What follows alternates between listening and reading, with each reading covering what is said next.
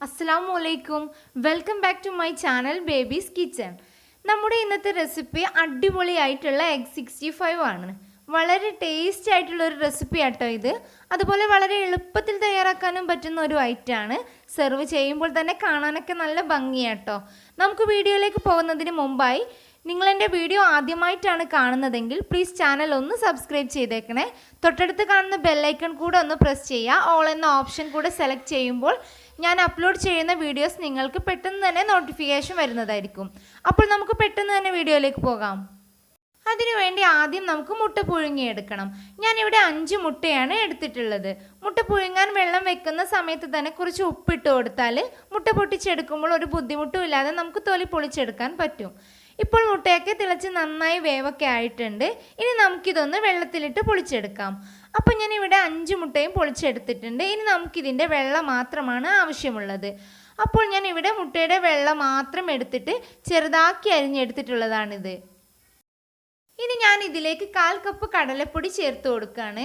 1 teaspoon അരിപ്പൊടിയും ചേർത്ത് കൊടുത്തിട്ടുണ്ട്. 1/2 ടീസ്പൂൺ മഞ്ഞൾപ്പൊടി, 1/2 ടീസ്പൂൺ മുളക് പൊടി, ആവശ്യത്തിന് ഉപ്പ്, 1/2 ടീസ്പൂൺ ഗരം മസാല. ഇനി നമുക്ക് ഇതുപോലെ ചെറുതാക്കി നൈസായിട്ട് അരിഞ്ഞ ഇഞ്ചി ഒരു ചെറിയ കഷ്ണം ചേർത്ത് കൊടുക്കുന്നുണ്ട്. ഇനി 6 അല്ലി വെളുത്തുള്ളി ഇതുപോലെ ചെറുതാക്കി അരിഞ്ഞത് ചേർത്ത് കൊടുക്കാം.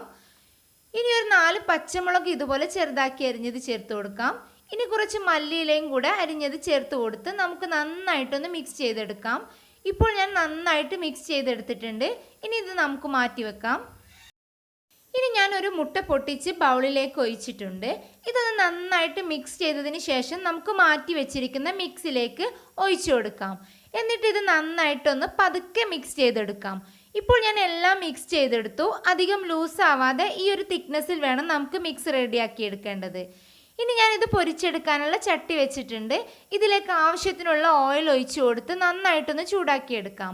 ഇപ്പോൾ ഓയിലൊക്കെ നന്നായിട്ട് ചൂടായിട്ടുണ്ട്. ഇനി നമുക്കിതിലേക്ക് 1 സ്പൂൺ വെച്ചോ അതോ കൈക്കൊണ്ടോ ചെറിയ ബൗൾ പോലെ ഇതിലേക്ക് ഇട്ട് കൊടുക്കാം. ഏകദേശം 2 സൈഡും ബ്രൗൺ കളറായി വരുന്നത് വരെ തിരിച്ചും മറിച്ചും കൊടുത്ത് നമുക്കിതൊന്ന് പൊരിച്ചെടുക്കാം.